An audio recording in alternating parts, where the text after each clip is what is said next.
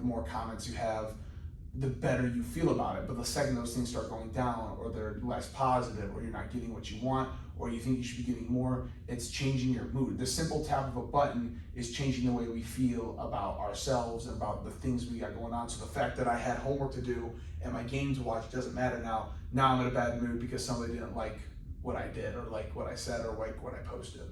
Yeah, I think that actually transitions really pretty good into our fourth assumption, which is how media affects people differently. But we have a little message from our sponsors beforehand.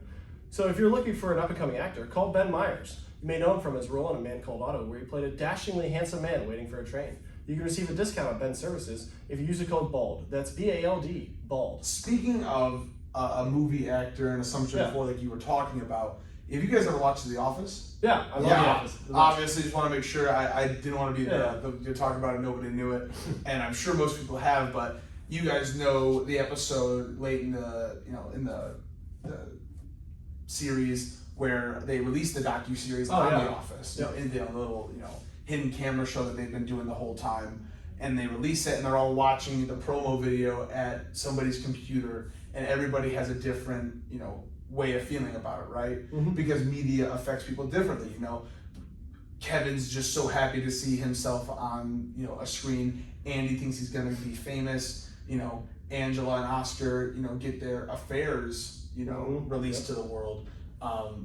Things, media, as simple as that. I know it's a funny little TV show that we all love and watch, but things like that affect people. And as that's an example of the show, but when something comes out about an athlete or an actor, when those things come out, whether they're good or bad, they do have an effect on people, because media does affect the grand scheme of things and how people view and see things. Yeah, some people could not even care if something happens to an actor or a professional athlete, but then other people's are emotionally affected. Mm-hmm. So I love that.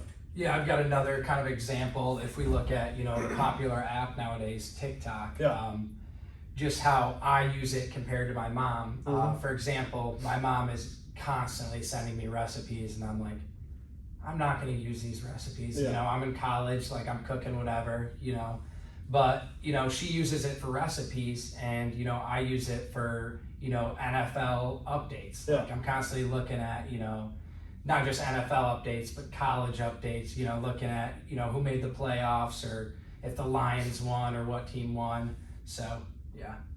Yeah. So moving into our last assumption, our fifth assumption, that is that people can accurately report their media use and their motivation for using that media. But first, if you love heat and romance, look no further than Love is Blind, where the show will be featuring Ben Myers from Toledo, Ohio, as he escapes the real-world pressures of dating and tries to find love on television. Watch as Ben tries to find his soulmate. Some lesser-known people that will be on the show will be Diane Keaton, Cher, and Dolly Parton. So, kind of going in with this fifth assumption, what we're talking about is how much you use different media sources and why we use them. You can talk about fitness apps, you can talk about different screen time things. I mean, what do you guys think about that?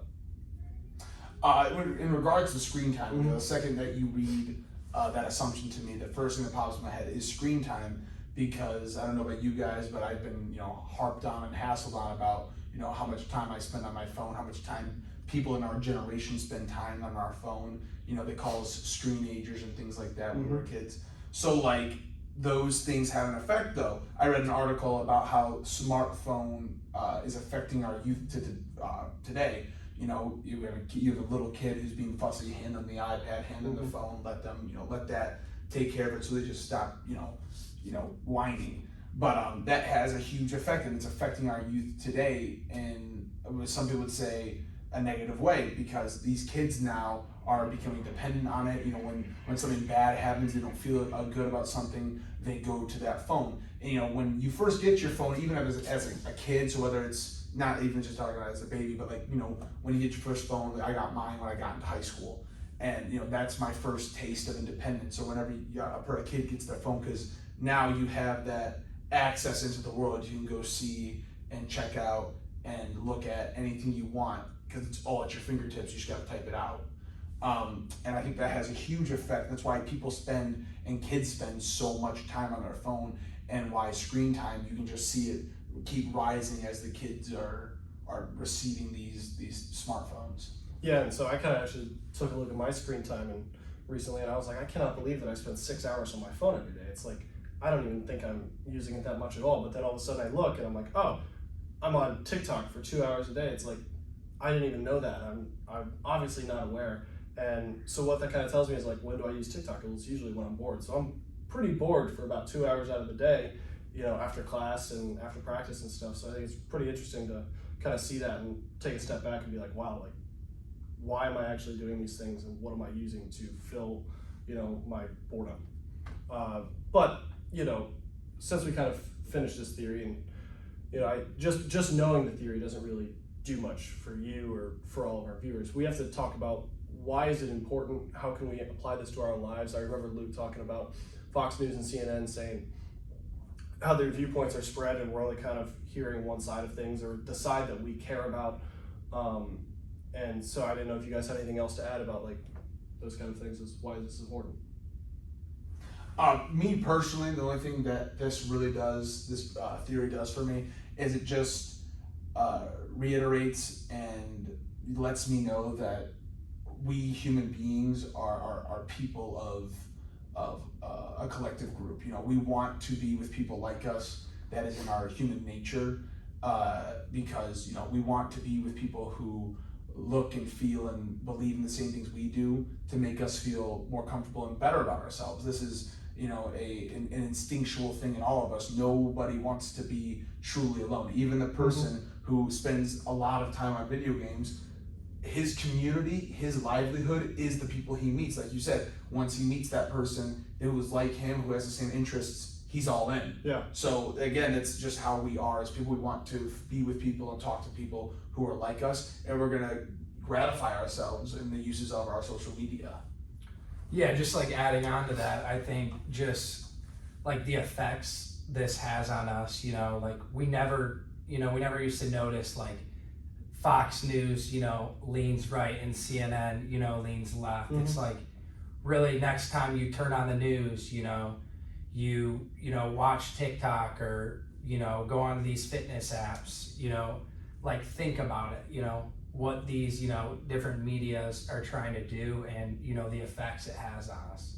Yeah, I think about like, I know you're a big fitness app user, and so I kind of thought about you, and we were kind of talking about this and, researching this, is that, it doesn't just serve as like, oh, I'm just tracking my calories, I'm just tracking my sleep, but like you can really dive deep if you want to think about like the Whoop bands or Peloton, where you kind of can gain a sense of community by sharing your results and, you sharing your calories and how much you're sleeping, and kind of compare that to the group, and it's like a different sense of community you can even do just versus going to the gym alone and you're just by yourself. But like now you have a sense of community with these apps that can really take you to the next level.